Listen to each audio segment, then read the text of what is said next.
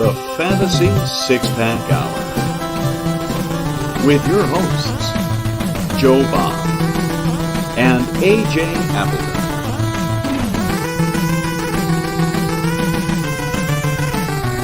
Touchdown!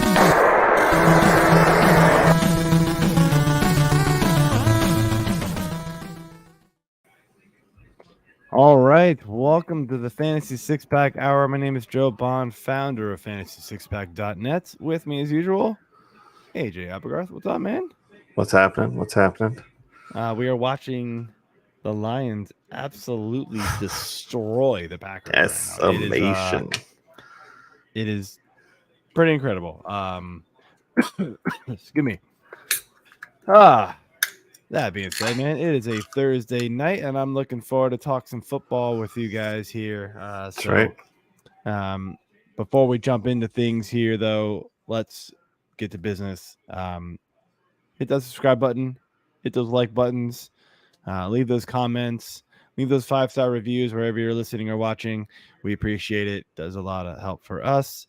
And, of course, go over to FantasySixPack.net. And I already forgot all the banners. I suck at this. Our producer is not here. This is gone. Thanks, Mike. Attempting to run the show. So yeah, jump out of FantasySixPack.net/plans and become an all-access member of Fantasy Six-Pack today.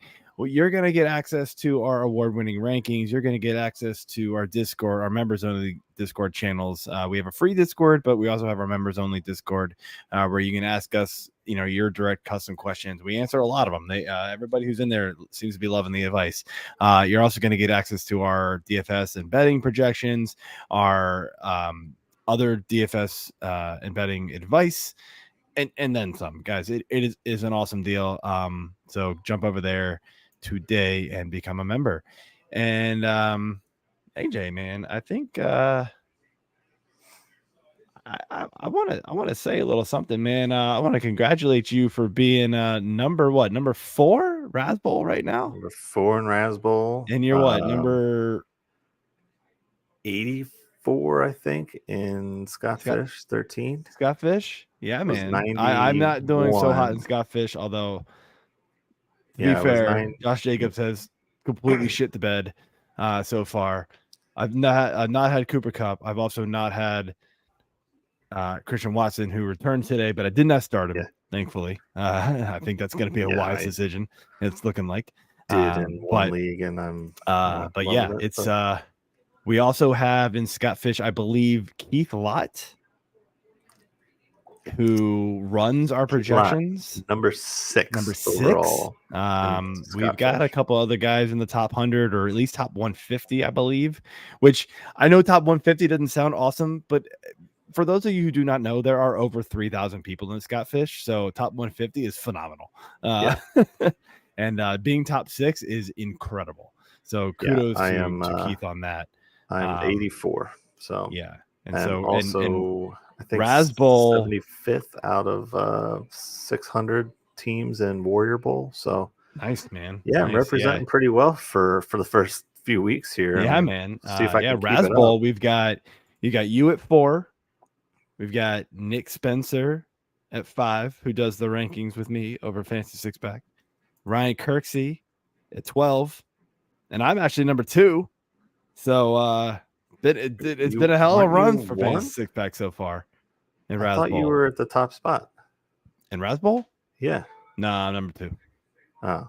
There's somebody else right in front of me by like 4 points. Yeah. But I knew it was close. So yeah, it's super close. But yeah, man, it's been and I've done that. I've got the number 2 overall in Raz Bowl without Aaron Jones and without Austin Eckler the last 2 weeks. How nuts! Crazy. I mean, I would think I'd easily be number 1 with those 2 healthy, but it's pretty nuts, man. So yeah. Speaking of news, I do want to give our sincere condolences. Baseball world lost a magic man, Mr. Oriole. Brooks Robinson passed away earlier this week, and go O's. Yeah, definitely a sad day in baseball history in general. Definitely hits harder for us being O's fans. My father-in-law is a huge Brooks Robinson fan, so I know he's taken it pretty hard. He played third base and wore number 5, and it was his guy. So definitely a sad day for that. But speaking of other good things to come, I don't want to continue to toot my own horn, but I also was the winner this week of a DeAndre Swift signed I saw from that, Fantasy man. Cares. Dude, Yeah, that was was pretty awesome. phenomenal. Just people go out, donate to the cause. They have so many different charities there at Fantasy Cares. Obviously run through Scott Fish Bowl, that's their main charity there as well. It was awesome. Like I didn't expect to win. I just threw $50 at it and was like, yeah, we'll see what happens. If not, no big deal. It's more money that I've put towards Fantasy Cares this year, just to help the causes. And then I came back from lunch and started watching the video, and they announced it right away. And I was just like, okay, all right. Holy crap. Like, this is awesome. They had my name pop up on the little banner and everything on the YouTube channel. Yes, pretty cool, man. So, John Bosch, he's awesome, man. Yeah, it was pretty sweet. So thank you guys again for that, Fantasy Cares. And it's just been a good season so far for me. So I don't know what's going on. It's not usually like this. At least it hasn't been for a few years. So it'll end eventually.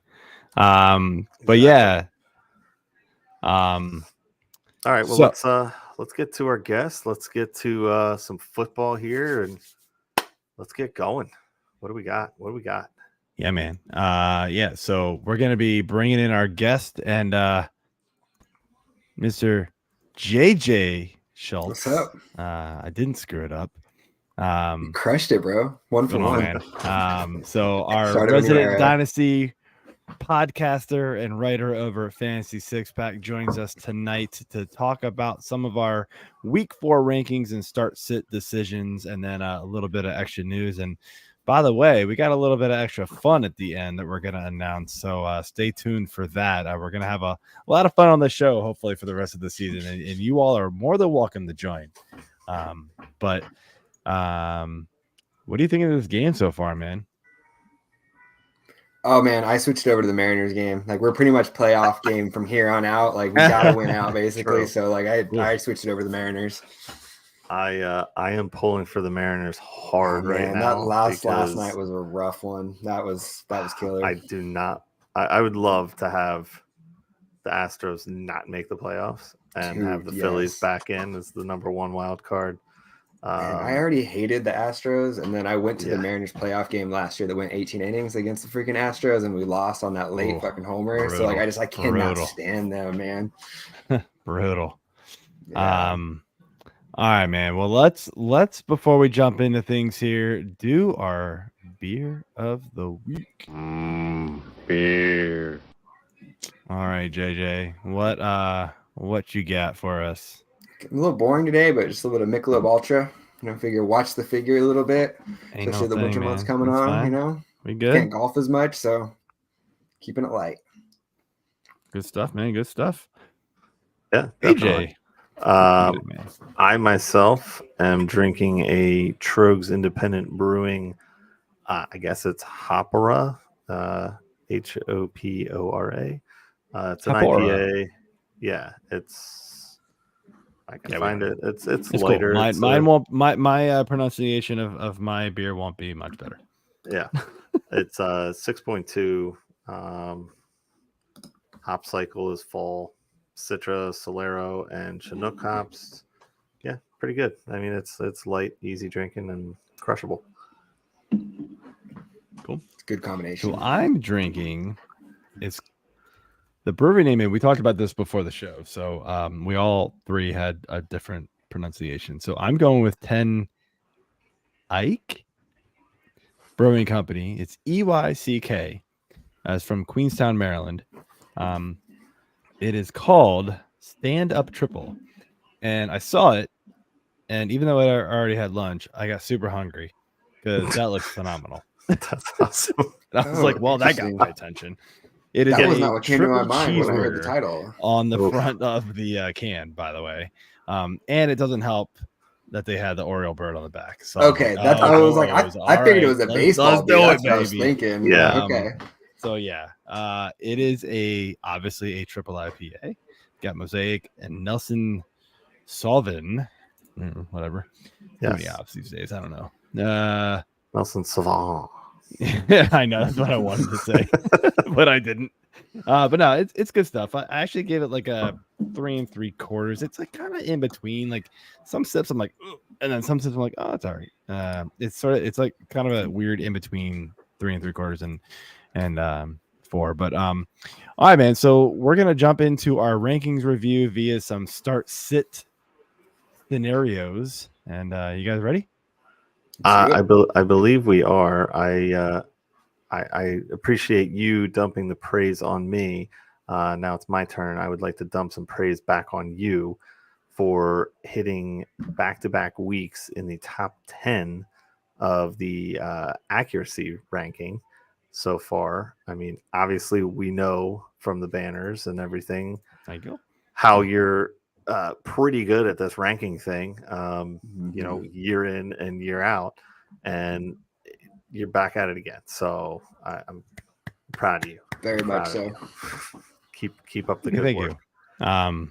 Fantasy Six Pack people, take notes, pay attention. We're here. We're not going anywhere, and we're kicking ass. What's up, Jamie? All right. Glad to have you here, man. What up, Jamie? And we do have a question real quick. Actually, AJ, and again, like you, I didn't want to, I hate to toot my own horn, but probably most impressive of all that is I've actually moved up to number 2 overall. Right behind Sean Kerner, who we know is a complete machine. That dude is a monster. He's so awesome. I've lost to him many times in the accuracy challenge, and rightfully so. The dude is awesome. But we do have a question here real quick. Albert asks DeAndre Swift or Kyron Williams. Half PPR. I believe we're going to get to some of this, but I will answer your question now. I am going Kyron Williams myself. Ooh. Interesting. I'm going the other way. I'm going Swifty. Yeah, I'm tie-breaking with Swifty this week. Washington's got a solid defense, but Swift has been unstoppable, and I just won a jersey for him, so I do worry that they are still getting Gainwell super heavily involved here. Yeah.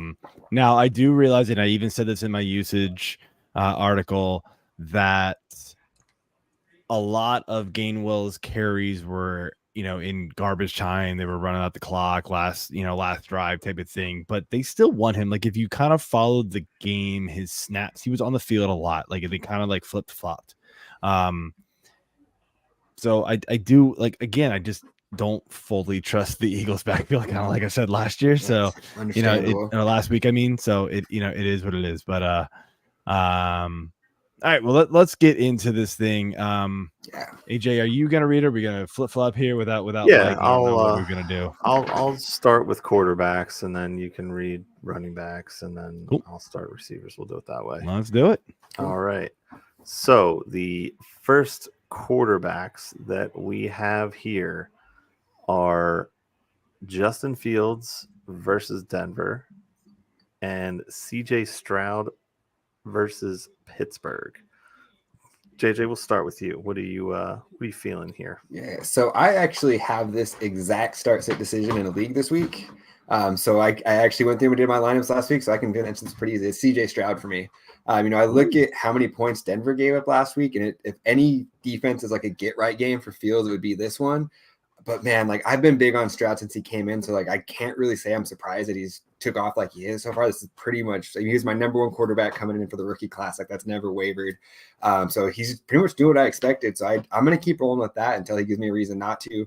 You know, I just need that one Fields game to see that he's back, you know, and then he's back to must-start territory. But it's, I'm trying to find like positives when I go back and like I watch the games after, and it's just been brutal, like all around. He doesn't look comfortable out there. He hasn't been accurate. He's missing guys that are wide open. Not even throwing it to guys that are wide open on some plays. It's just it's rough right now. I'll go Stroud fairly easily here. All right, Joseph. I'm still going Fields. The rushing upside, gives him like as much as Fields has been bad as an NFL quarterback, he still hasn't been horrible he's still been pretty damn good as a fantasy quarterback. And yes, Stroud's been good too. I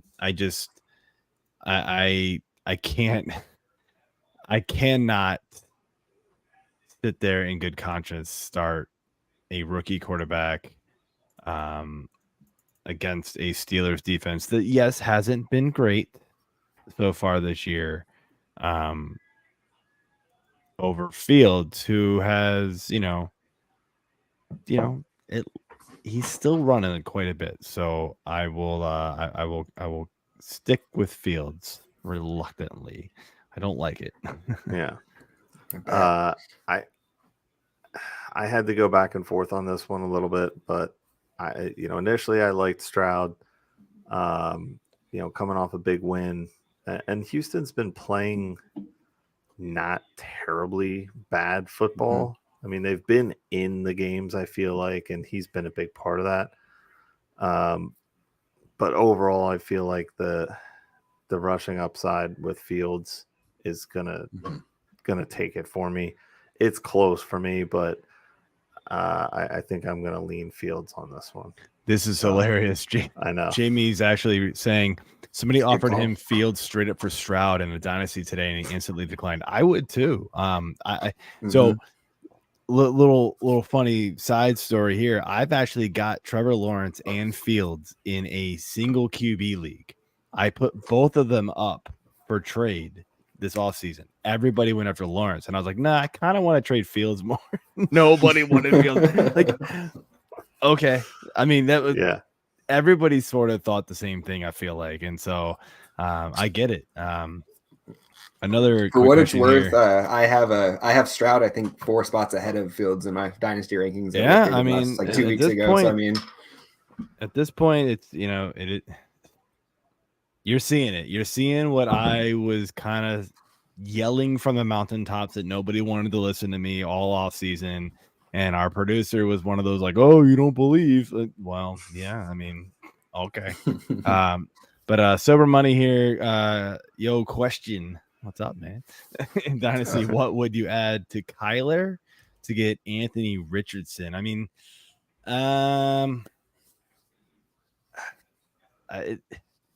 it's such a vague question. It's so hard to answer without knowing your team, knowing what you've got available. You'd have to give a little more depth.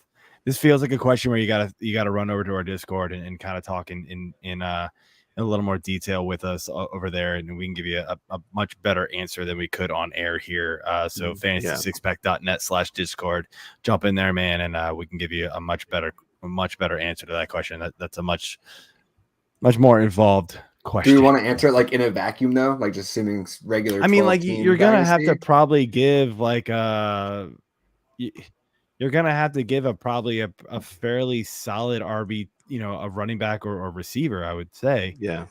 Because Kyler's not playing right now. We don't know where he's gonna be, what he's gonna be.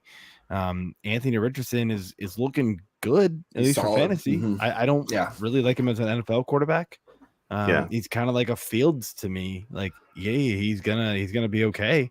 But to me, he's already passing way better than Fields already has, and maybe it's coaching. I mean, he's been hitting like almost 68% of his passes, I think. But it's so you're gonna have to give up something relatively substantial to do that. Unless you're looking at like a big Kyler fan. But anyway, we probably should move on here. All right, next question. So next guys we got lined up here is, you just mentioned him, Trevor Lawrence versus the ATL, or Brock Purdy like a rock star versus Arizona.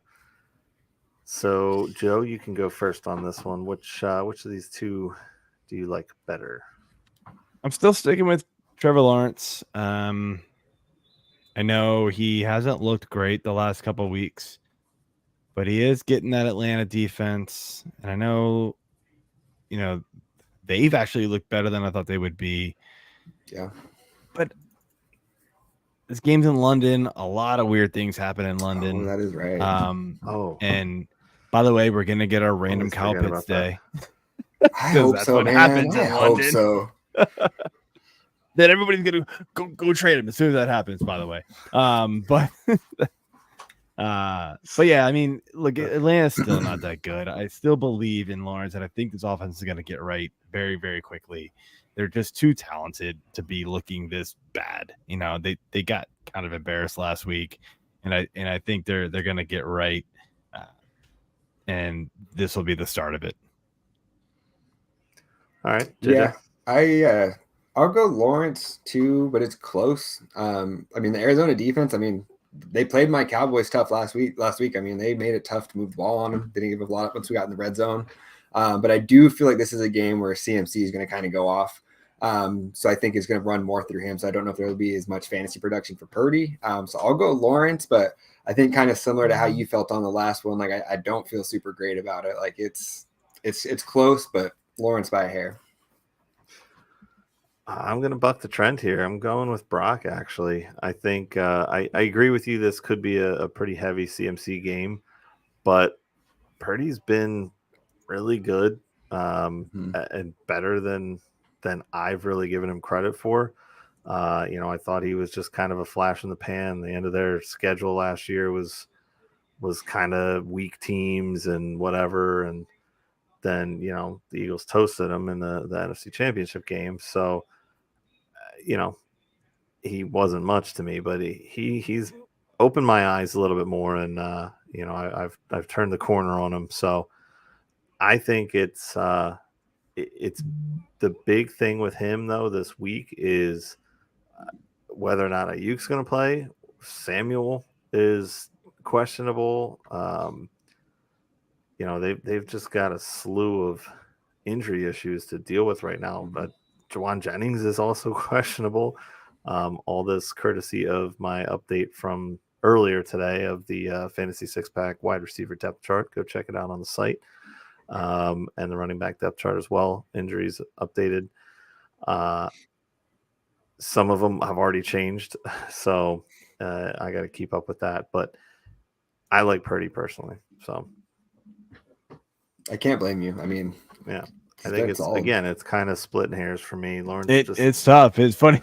My mom, great. My mom plays in a family league, and she's literally like, I screwed Trevor Lawrence. I'm playing Brock Purdy. I'm like, okay, you do you. Yeah, I wouldn't do it, but I get it. I totally get it. But yeah, all right. Well, let's move over here to some running backs. We're gonna start with a juicy one here. Josh Jacobs versus the Chargers, going against Raheem Mostert and the 70 Burger Dolphins against the Bills. Man, I think AJ, you get this one first. I get an AJ and a JJ. This is confusing. I know. Thanks, guys. This will be fun. days. I'm leaning Jacobs on this one. I get it. Mostert had a ridiculous game last week, and then was somehow outshined by his backup, Devon A-Chain. I mean, that game was just ridiculous. We were going to hit on it later, but we might as well just hit on it now.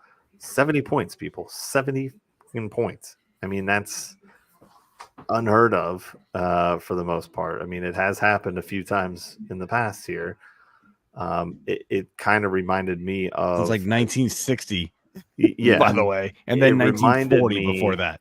Of the game, the Goff Rams and Patty Mahomes Chief game a few years back. Oh, that was like incredible Monday night. Was that Goff or was that that Stafford? It was Goff. No, that was Goff. Yeah, was that was like I think he got shipped out the next year, right? They just kept going back and forth. Yeah, but that's like the Miami offense just kind of did that game on their own. By themselves. Denver was just on both sides. all over.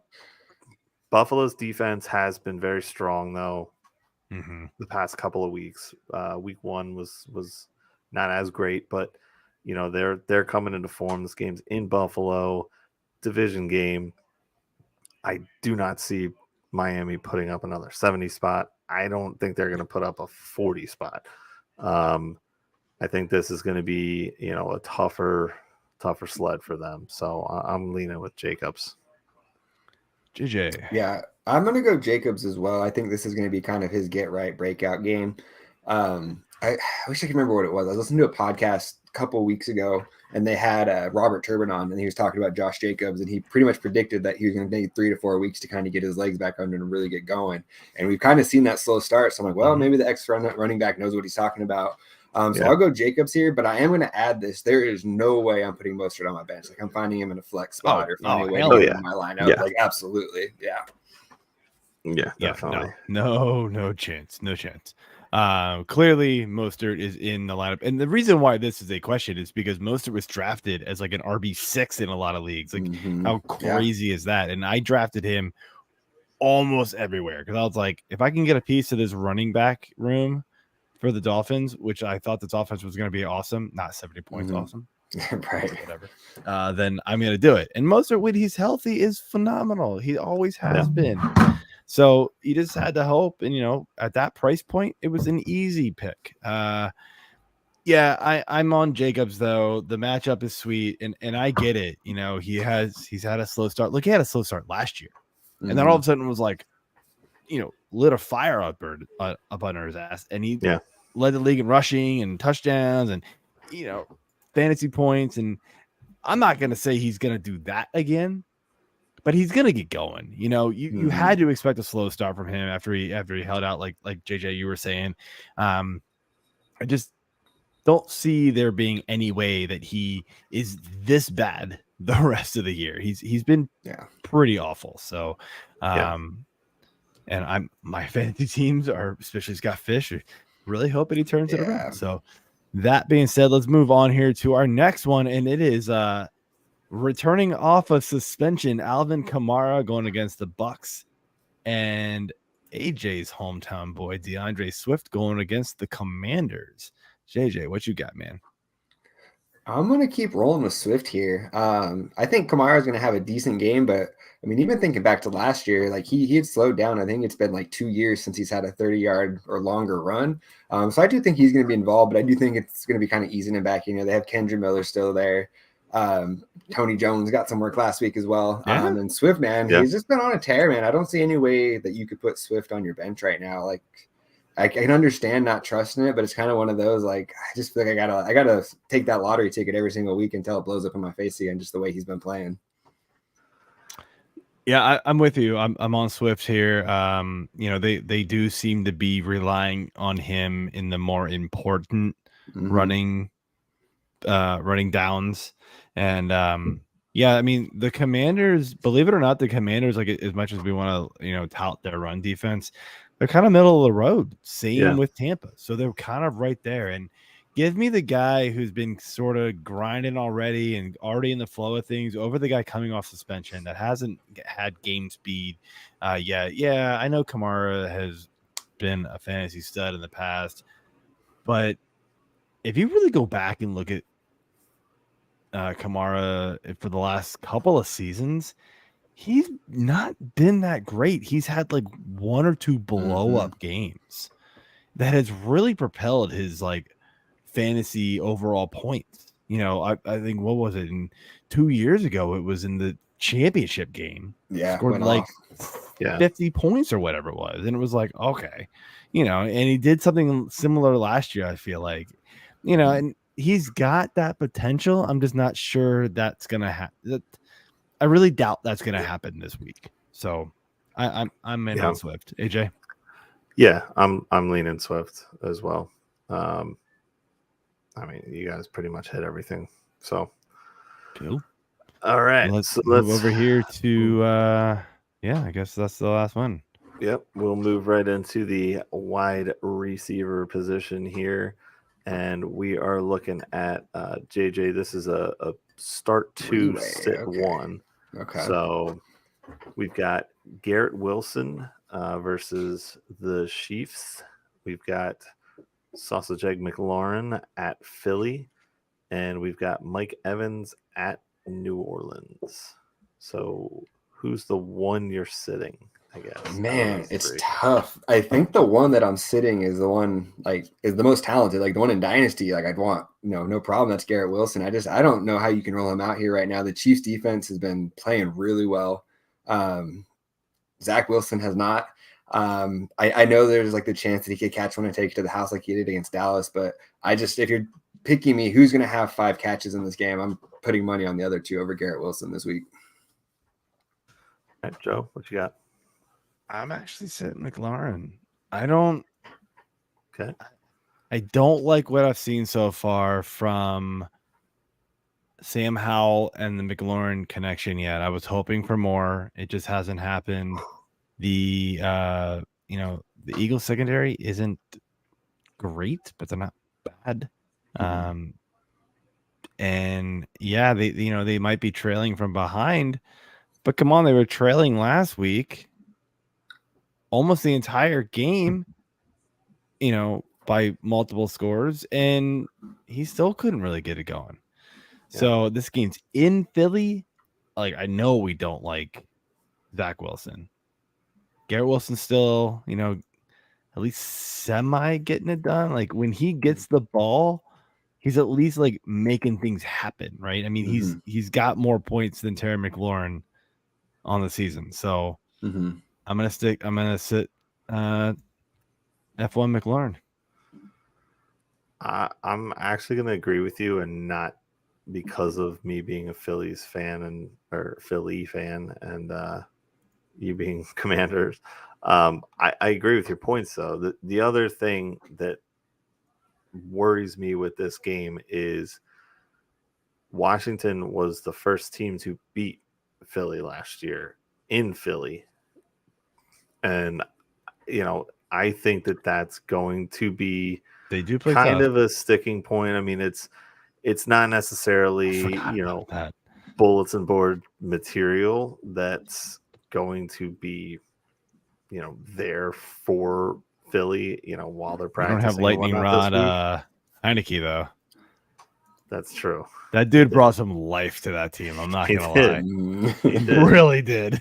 And, I mean, it was a hard game to watch as an Eagles fan. But I think, I think the Howell McLaurin combo just isn't there at all yet. I mean, even Dotson's struggling with it. I mean, when Howell throws 4 picks, that's a rough game. Yeah, I don't think he's going to do that again. But that was a welcome to the NFL game against that. Yeah, it really was, because he had been looking at least moderately decent every game before that, and then it was oh, all right, rookie.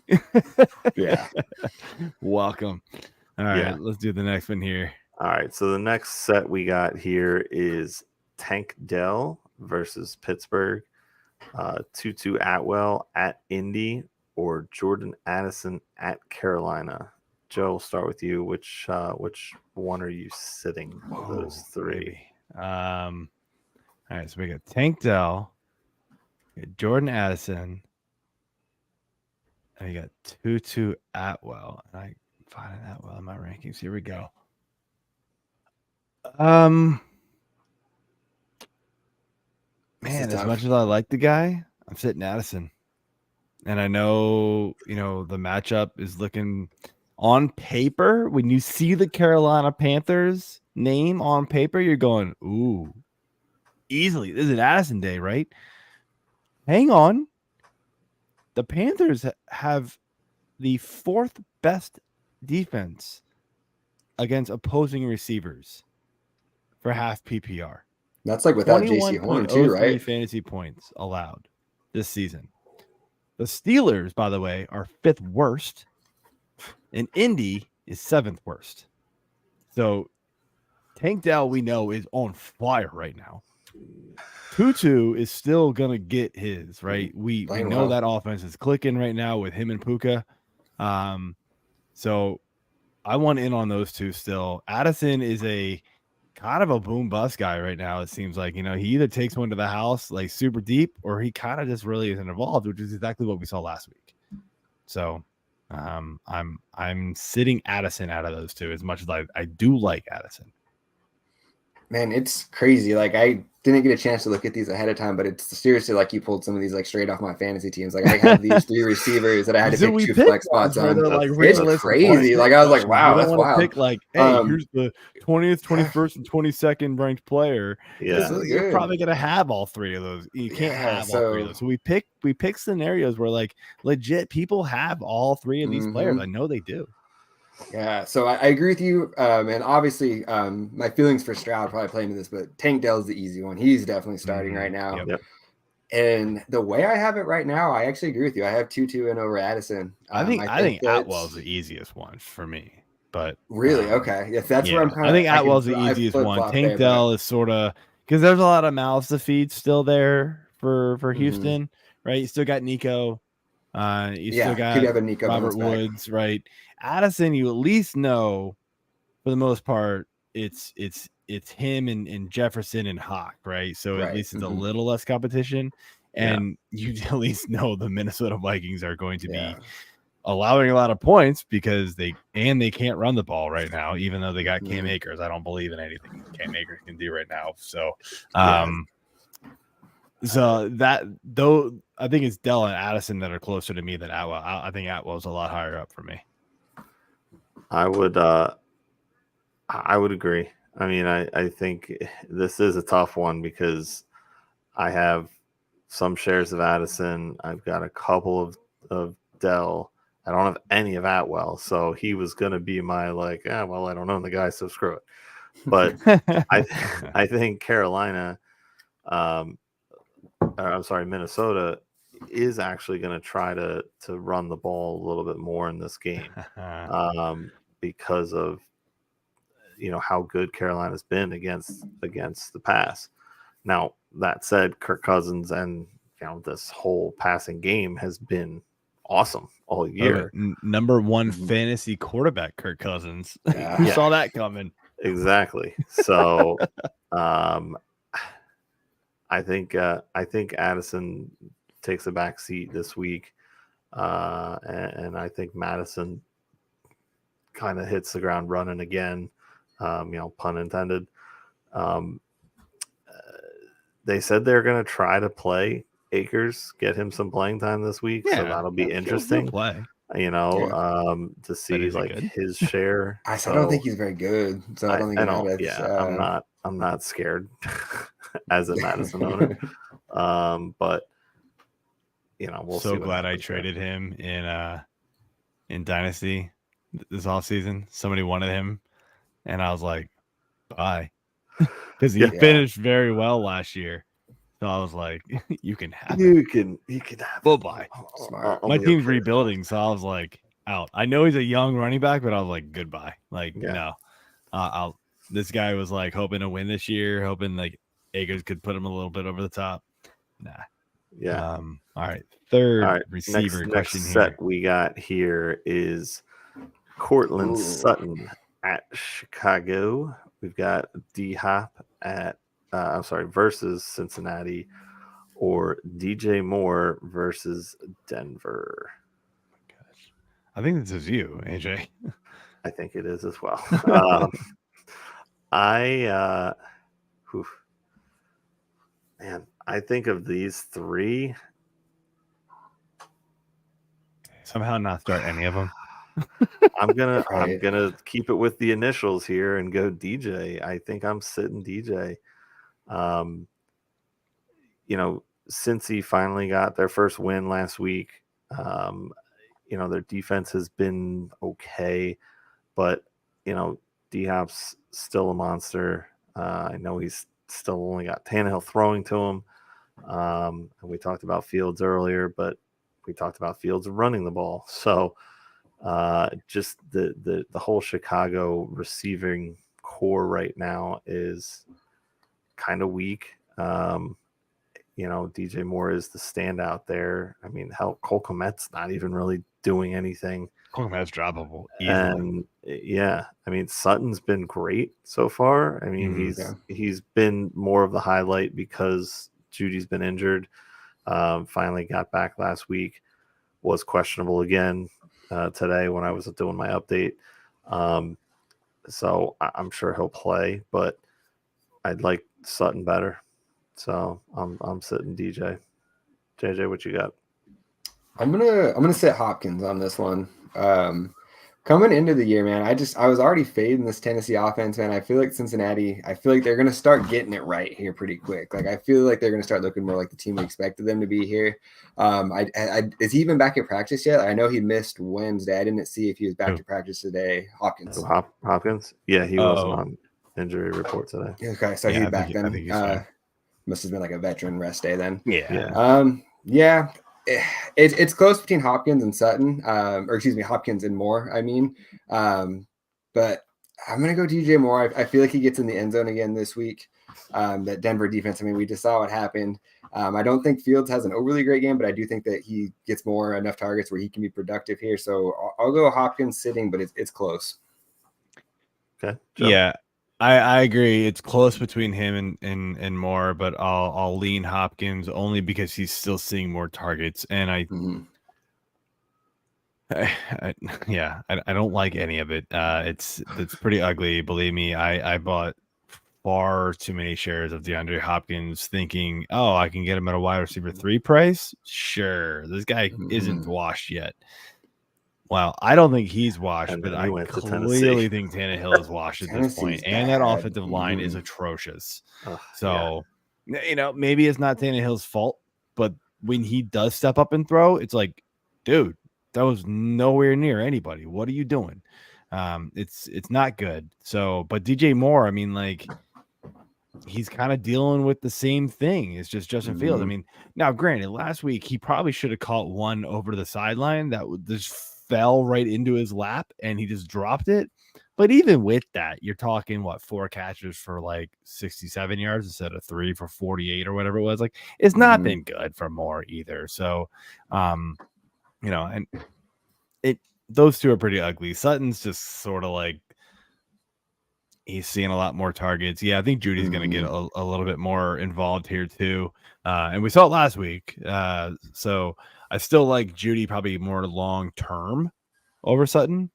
Yeah. But right now it's Sutton. And then for me, it's slightly Hopkins over Moore. So, all right. Our final start sit question here. We got tight end Kyle Pitts in London against Jacksonville, and then Tyler Higbee, who apparently might be injured. I don't know if anybody really realized that when they wrote the question, but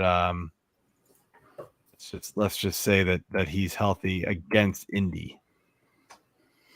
I went first. JJ, this is you, I think. Yep. I'm gonna go, man. So. My ride or die, man. I guess I'm gonna go Kyle Pitts here. Like I saw a meme today on Twitter that was like, "This is me." It's like a guy yelling at himself in the mirror, and it's like, "You were right about Kyle Pitts. Arthur Smith is the problem," and like that is me right now. So I'm gonna go Kyle Pitts, but like, I mean, I've already benched him for like Laporta. Like that's an easy one. I started benching him last week for Laporta. So I mean, it's hard to trust Pitts. But I mean, he led the team in targets and receiving last week. I think it's 2 out of the 3 weeks he's been like the leading receiver with like 40 yards. So I'm just banking on an end zone, getting in the end zone. So I'll go Pitts here, but like I can understand anybody that's completely off of this train.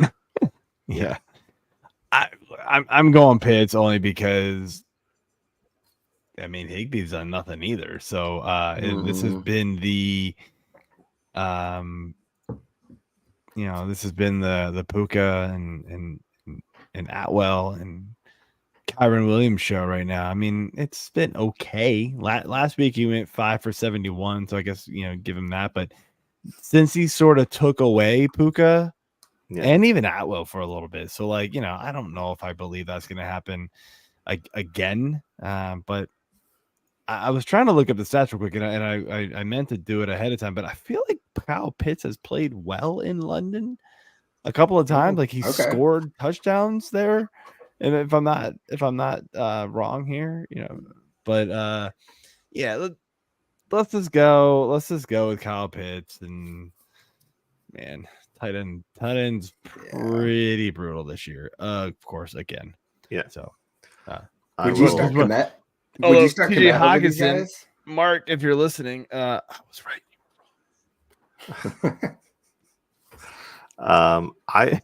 I would start. Would you start Komet over Pitts? I said, would you start Komet over these guys this week? I know he said he's like borderline droppable, but I think that's a question. No. Really? Okay. Would I start Komet over both of these guys? I mean, I think Komet outscored Pitts 2 of the 3 weeks so far. I know for sure he did in week 1. I mean, he scored. I think he's at like 10, 7, and 5 Kyle Pitts for has PPR. scored 6.5, 5.8, and 3.2 fantasy points. I know for sure go with the upside of Pitts at that point. Yeah. Like, I'm going to go that Pitts point, too, but I think I'm it's just close. going with the upside of Pitts and hoping something figures it out. Mhm. But yes, I mean, I just look, we're all in the same boat. Everybody's going, what in the hell is going on? Get this man the ball. At some point, man, Atlanta, if you really want to win some ball games, you got Tyler Heineke. We've seen it. I've seen it personally in Washington. Yeah. This man knows how to play quarterback. It's not awesome, but he's gonna get his playmakers the ball. He knows what to do. Desmond Ridder looks lost. Mm-hmm. Get this man the ball, man. Yeah, I agree. I would lean Pitts just sheer for upside. He's got to be able to do something. And yeah, Ridder sucks. As a Drake London owner, I hate Desmond Ridder. He was going to be my late quarterback target in a couple of leagues too. I had a lot of Ridder, man. I'm ready to take my L though. I'm ready to see Heineke. Like I'm just like, I've seen enough. Like he's not the guy, I don't think, unless he just has like a dramatic turnaround. Like exactly. So that does it for our start sit section of the game here or the show. Question here, and we got a couple. This is a deep dive. Eric here asking 12-man PPR. How are we feeling about Keaton Mitchell? Just picked them up and stashed. IR for Baltimore. Keaton Mitchell, Ravens running back. I get it, right? We're looking at Justice Hill, not healthy. We're looking at Gus Edwards, concussed. Melvin Gordon's not a thing. We know Kenyon Drake's not a thing. I don't know if Mitchell's the answer though. Like at some point, Gus Edwards is probably coming back, if not this week, right? I mean, Mitchell could come back next week and maybe make Edwards a dent. Was not on the injury report and today. Then he'll practice in full, I think, today too. Yeah, so like I don't. If you've really got the luxury of hanging on to a Keaton Mitchell, sure, why not? I just find it hard to believe that you're going to be able to hang on to a guy like a Keaton Mitchell who's not going to play again this week, clearly, because he's not even eligible to return until next week.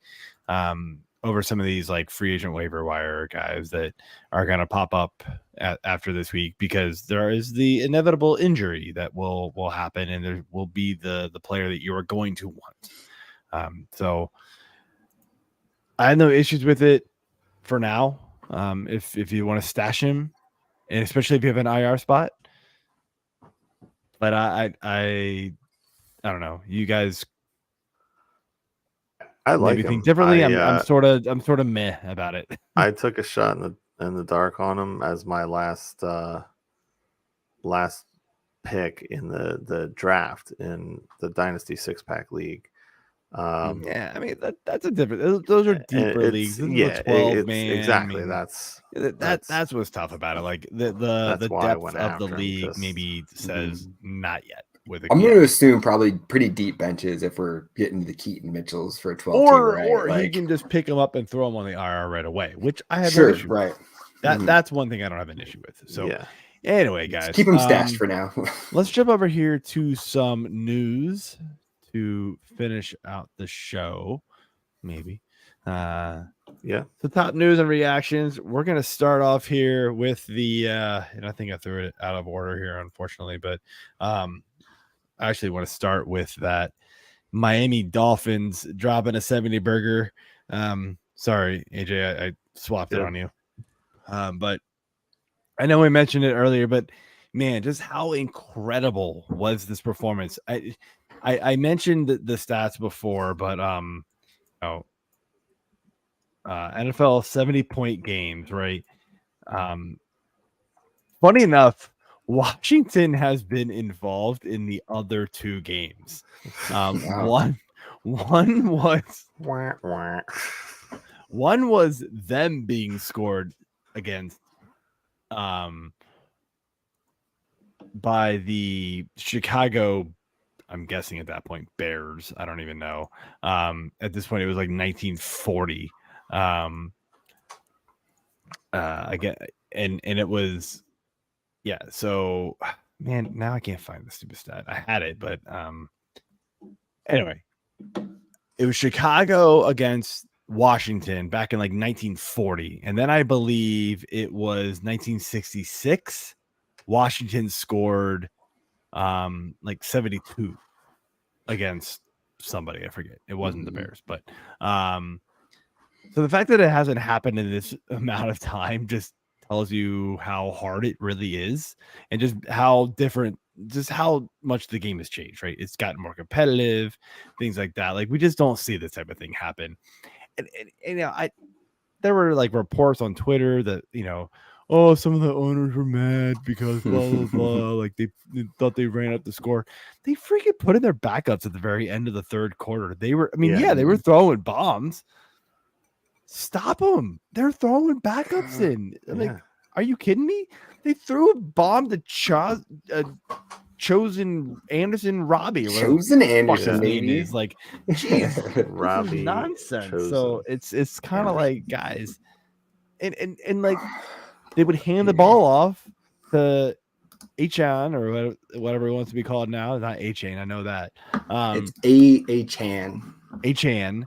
Achan. They just hand the ball off, and then he makes like 5 dudes drop on the ground as he runs by him. Yeah, I got a stat for you here. Nonsense. So like, they were throwing it, but like a good chunk of their touchdown was, or their production was on the ground. So Achan and Mostert last week, I pulled it up. I had it in my recap article. So together they combined for 375 total yards and 8 touchdowns. Yeah, absolutely. Between the absurd. 2 running backs. That's insane. Let me ask you a question, JJ. Devon Achane was, and I don't know, I pronounced that wrong again. This is ingrained in my head right now. Yeah. Because it took me so long to learn Achane. I thought it was something else before, and then everybody told me it was Achane, and apparently they were wrong too. I thought it was Achane. So anyway, point is, right, Achane was like the waiver wire darling this week, outside of maybe Palmer, and we'll get to him in a second, and maybe Quentin Johnson.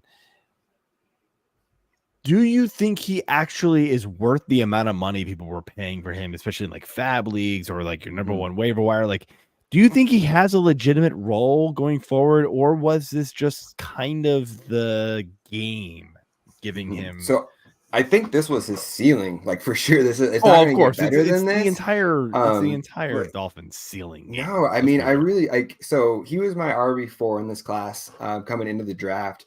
And then once he landed in Miami, like that was a dream system for him. And I don't know if you saw like the clip that was going around on Twitter, like when they drafted him with Mike McDaniels, when he actually made the pick, like he's just like fist pumping. He is jazzed about it. And then you see last week, like why he was so excited about adding that. So yeah, like unlike the Joshua Kellys and Jerome Ford to an extent, I actually do think he's going to be worth the money. Like I think that you're going to want to start both of those running backs pretty much every single week until somebody shows they can slow him down. Because he is, he was drafted to be this guy. He was a 3rd rounder, which I feel like anymore for running backs is basically a 2nd round pick. Just the way that all the running backs get devalued. So I mean, he this is the role we thought we wanted him to be in. Like when he landed in Miami, and then it's just chef's kiss, man. Like. I like that. No, laughing at you. It's Jamie. No, I every first down the ref moves the chans, not the chains. Yeah, I like it. Yeah, it's funny.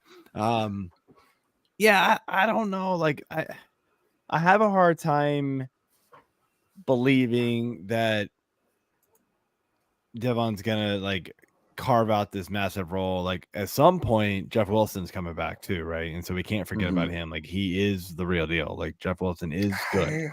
No man, I think he is, Mostert's man. better, like him and Mostert are super good. We were talking about it last year. They kind of play, 1A, 1B to each other.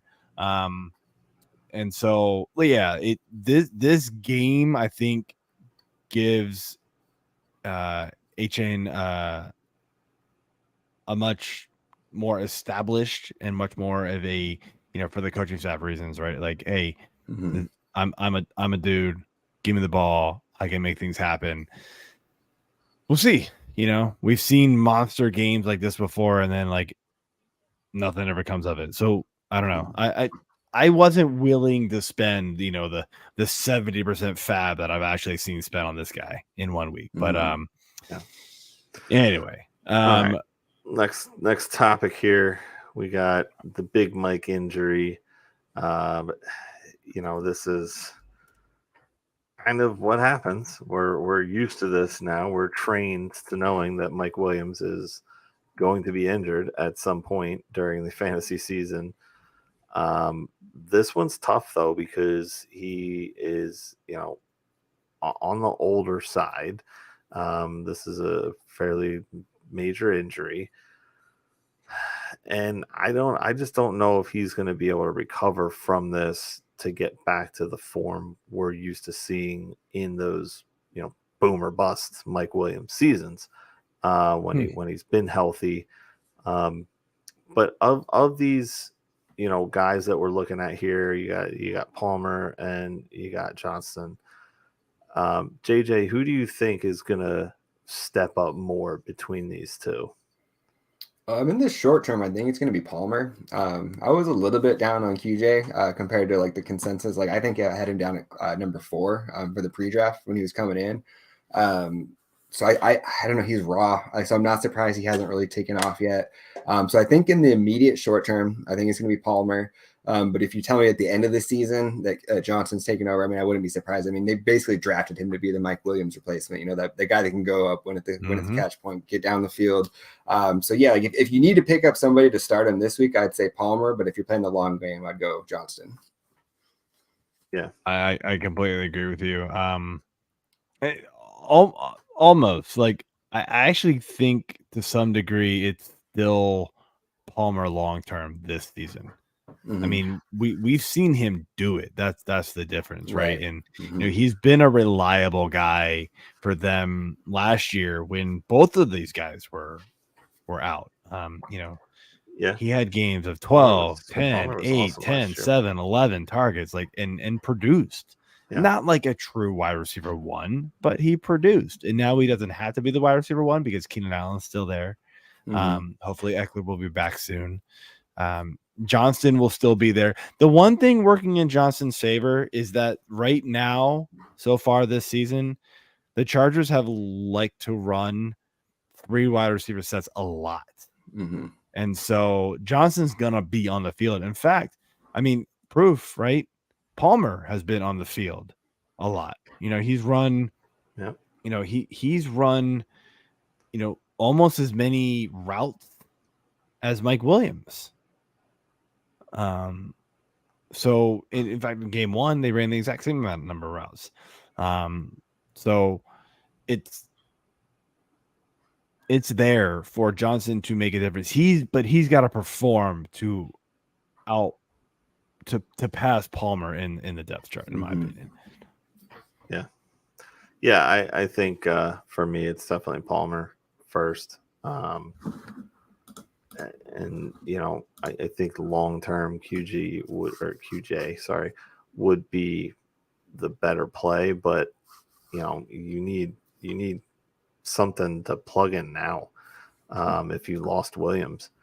And I think that's just going to be Palmer for at least the next handful of weeks. I lost out on all the Palmer bids I put in because I was not. People went bonkers, like 50% of their fab on him, and I was like, "Whoa!" I didn't think that was going to happen. I thought people were all over because if you look at Twitter, everybody was like Quentin Johnson, and I was like, All right, so I can go a little under on Palmer. Yeah. Nope. I think you beat me out by like $50, and then you got beat out by another $50 in the F6P Friends and Family League, or whatever you want to call it, the OG league. I mean, and I bumped up to close to the 350 or whatever it was. I think 36 I still would have out of 100 on him and still got beat out 50 to 36 in the Fantasy Six Pack listeners and JJ, you're in that league with us. Mm-hmm. That's the LaPlante. He got him for $50 because he lost Mike Williams. I mean, it makes sense. And of course, he listens to us, so he knows that. He knows. I gotta go in on this. He knew I was going hard after him. So, oh wow, it is what it is. I'll make do. Last question here is, Derek Carr's hurt, probably gonna miss a few weeks with that, AC joint shoulder injury. Jameis Winston, yeah, buddy, time. Gunslinger, baby. Let's eat them W's, baby. Look, me personally, I'm just gonna cut it short here. Me personally, I am not worried at all about the pass catchers here. Yes, am I worried about the Saints possibly winning more games? Yes, because Jameis Winston is a complete wild card. However, because he's a wild card, the offense is lights out with him sometimes. Like Olave, Michael Thomas, Juwan Johnson is going to get some. I actually like Kamara better with him there. Like Carr is fine. Carr is safe and reliable and yeah, maybe he'll win more games. I think me personally, Winston elevates this team from a fantasy standpoint, which is what we love. Yep. So much more. So give me. What do y'all think? I'm a big Jameis guy, man. I've liked him since he came into the league. Like I'll ride with him any day. I mean, I don't like it. 30-30 every season. Let's get it. 30. AJ, you know a little something about that. I do. Yeah. I do indeed. I don't want to talk about it. Yeah. All right, so we're gonna end it there. So we're gonna have a little fun to end the show. And I totally missed the banner there on that one. Sorry about that. We're gonna have a little fun to end the show. We're gonna bring a little something new. Calling it we might change the name. We're gonna give it a hashtag at some point so you guys can do it. We'll look for us on Twitter about this. The silly string over under bet of the week. And what this is, right, is we are using the Fantasy Six Pack. Oh, do we have a question? My bad. Did we? Oh, no, we don't. So give me. What we're using here is we're using the Fantasy Six Pack, FanDuel, which are half PPR projections. You all can use whatever projections you want to join us and have some fun with this.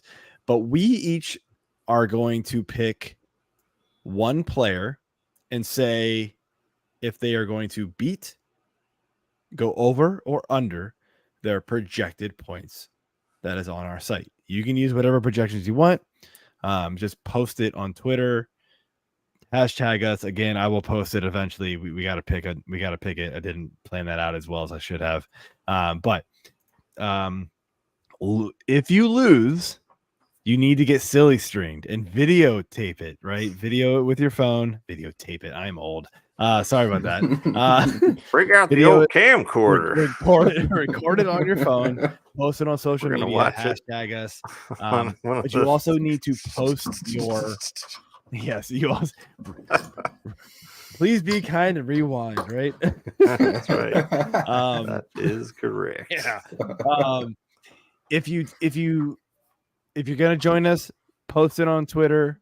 You can comment on our thread that we have about the show. Post your bet, and then own up to it later. Post your video if you lose, win or lose. So, who wants to go first? JJ, you're the guest of the show. Why not? Knock that So This one may seem a little out of left field because he has not broken this projection yet. But we kind of just talked about Jameis. I think it's going to be a high-scoring game in that one. So I'm going to go Chris Godwin over 9.91 points, half PPR. I feel like they're going to put a lot of attention on Mike Evans. I feel like this is going to be kind of the game where he kind of has like that normal 5, 6, 7 catch game. So I'll go Godwin over 9.91. All right. Keeping things spicy here. I am going to go with Mr. Devontae Adams at LA. He's projected for 1606. I'm going with the over.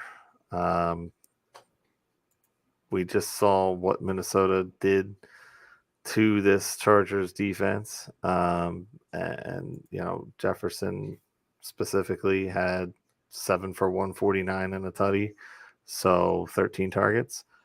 And Adams just is coming off of a huge week as well. I mean, he's just only gotten better so far this year. What's his projection again? It says 16.06. Sorry. All right, yeah. So I'm taking the over on that, and I'm hoping he comes through. I mean, yeah, he's the only worry is that Jimmy G is a little banged up too, but Jimmy G is not necessarily. But I do like Kirk Cousins. I do like that one. I have him right there, to be honest, with that projection. But he's one of my top 4 receivers this week. So easily, if he actually finishes top 4, he's easily breaking 16. So I'm going over to running backs, and I'm picking Mr. James Conner going against the San Francisco 49ers. Projections have him around 12.2. I think it's 12.22 actually. Not to be confused with Tutu Atwell, but no. San Francisco, their run defense is better than it looks like on paper. If you look at their points per game, they got thrashed randomly against the Rams, just all over the place. I do not believe that's them for real. Other than that game, they have absolutely dominated on both sides of the ball.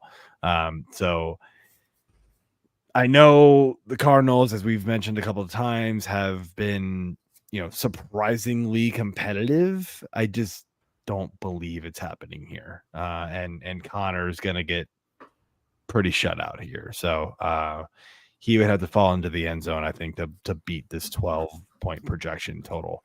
And my rankings have him below that. So, so I am under there. So there we go. So we will post these on the Twitter thread about the show. I will do that tomorrow. Feel free to jump in and join us on the fun. I'll add a hashtag to it eventually. We'll talk after the show and pick one. And so you guys can jump in. That's how we're gonna know you. I can find them and call you guys out if you missed your pick. So anyway, JJ, aka Jordan. Sorry, gotta say it for those at least once. So thanks for jumping on with us, man. I know it's kind of last minute, but great talking with you again. Always fun doing it. Let us know where they can let everybody know where they can find your stuff and all that kind of good stuff, man. Yeah, all my stuff is with Fantasy Six Pack. So if you're a member over there, I mean, you're going to catch it all there. We do Dynasty ranks every Wednesday. I found out not every other Wednesday, so I'll have my ranks updated every Wednesday moving forward here.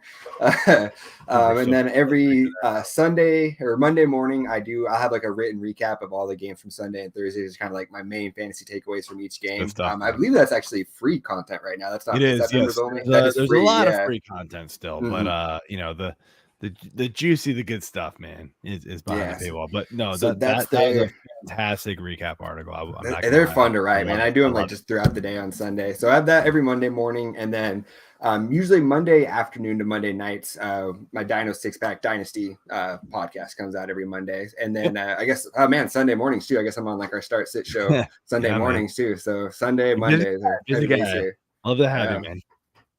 That's fun, man. Yeah, it's great. Yeah, man. All right, always man. a pleasure. We will. Thanks for coming on. Yeah, we will. We will see you later. And awesome, man. Thanks for having me. I'll see you See Sunday ya. morning. See you, man. All right, AJ. I think that is it for us. I'm sorry, I'm trying to do all the buttons all at the same time. It's not working very well. Yes.